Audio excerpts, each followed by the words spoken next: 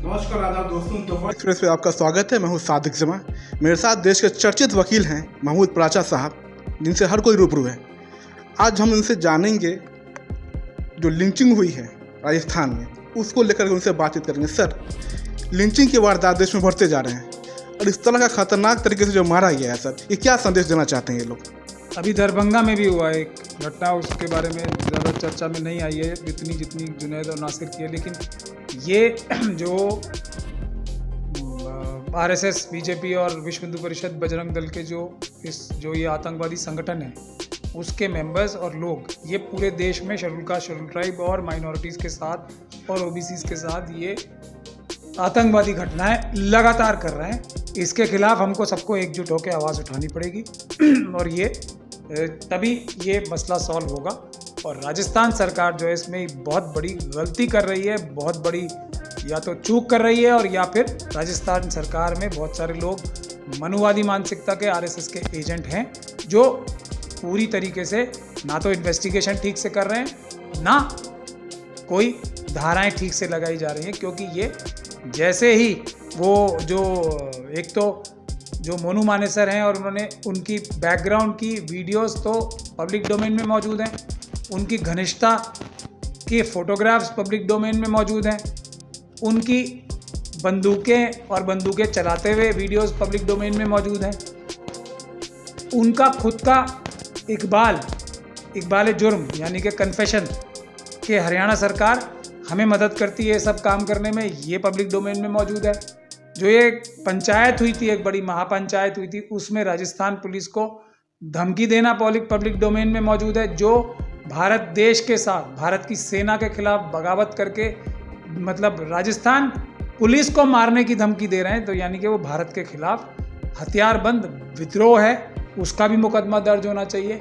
2 हत्याएं तो की हैं जिंदा जला के लोगों को, तो कत्ल का मुकदमा तो ऑटोमेटिक है ही। लेकिन इस साजिश में आरएसएस, बीजेपी और दूसरे विश्व हिंदू परिषद, ये सब संगठन भी इसमें सम्मिलित हैं। तो संगठनों को आतंकवादी संगठन घोषित करने के लिए राजस्थान सरकार को कार्रवाई करनी चाहिए, सेंटर में प्रपोजल भेजना चाहिए और इनके खिलाफ आतंकवादी घटना करने का या आतंकवादी साजिश रख के आतंकवादी कार्यक्रम करने का एफआईआर करनी चाहिए, सर, जो अभी तक नहीं हुई। सर, राजस्थान में सेकुलर सरकार मानी जाती है, उसके बावजूद इस तरह की घटना क्या बताता है कि सरकार के पीछे जो लोग हैं, क्या वो लोग भी क्या आरएसएस से जुड़े हुए हैं? क्या वो भी बजरंग दल को शह दे रहे हैं?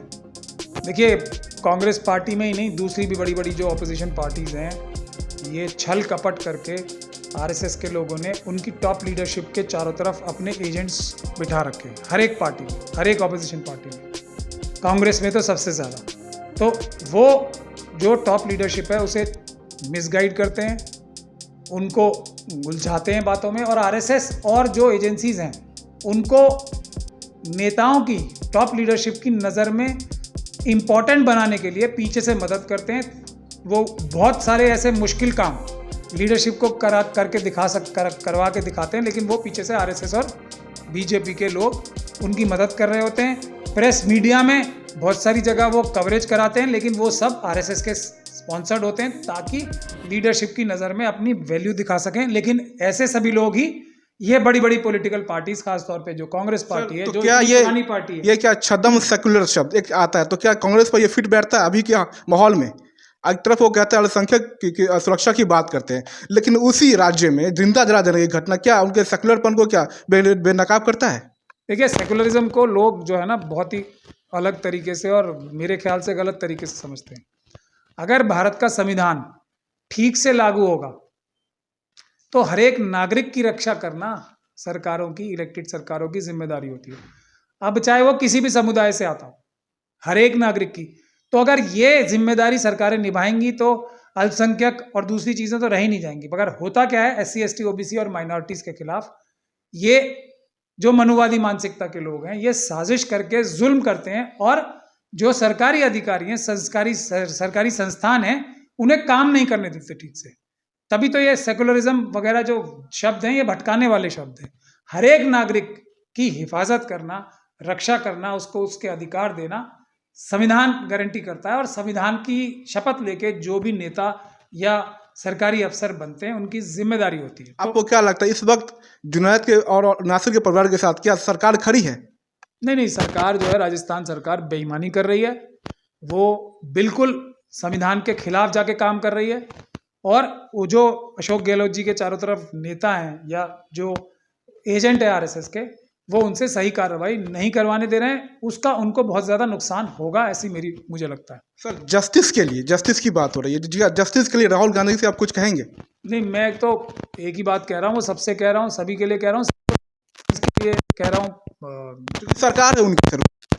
नहीं, वो सरकार तो है, लेकिन नहीं लगता कि कोई जो टॉप लीडरशिप की है, जिसका राहुल जी का नाम भी ले रहे हो आप, अशोक गहलोत जी सुन रहे हैं, मुझे लगता नहीं है।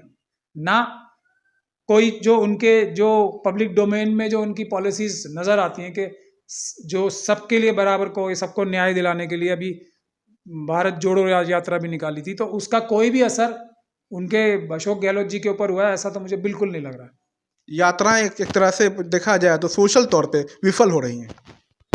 यात्राएं नहीं, लॉन्ग पीसफुल प्रोटेस्ट होने चाहिए। सबसे बड़ी प्रॉब्लम यह है कि जो पॉलिटिकल पार्टीज के नेता हैं वो जेल जाने के लिए तैयार नहीं हो रहे हैं। ये सबसे बड़ी प्रॉब्लम है। कोई ना कोई बहाना करके, कोई ना कोई कानूनी कार्रवाई करा के ये साबित बार बार हो रहा है, और ये आरएसएस और बीजेपी वाले इस बात से ताकत हासिल कर रहे हैं कि नेता जो हैं पॉलिटिकल पार्टीज के, वो जेल जाने से डर रहे हैं।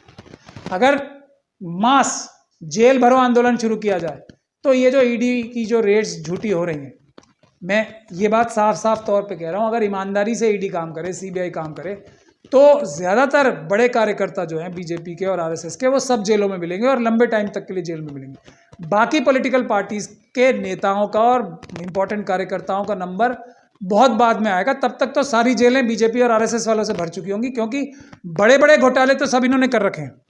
तो बड़े घोटाले वालों का पहले,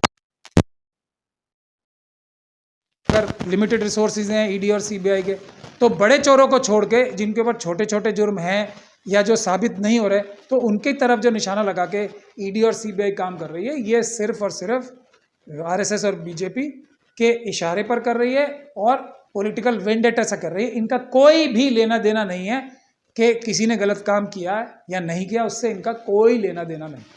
सर क्या जुनैद और नासिर के परिवार के लोगों से क्या आपकी कोई बातचीत हुई है जस्टिस को लेकर के? नहीं, मेरी अभी उनसे ना, उन्होंने मुझे कांटेक्ट नहीं किया, तो मेरी कोई बातचीत नहीं। कोई संदेश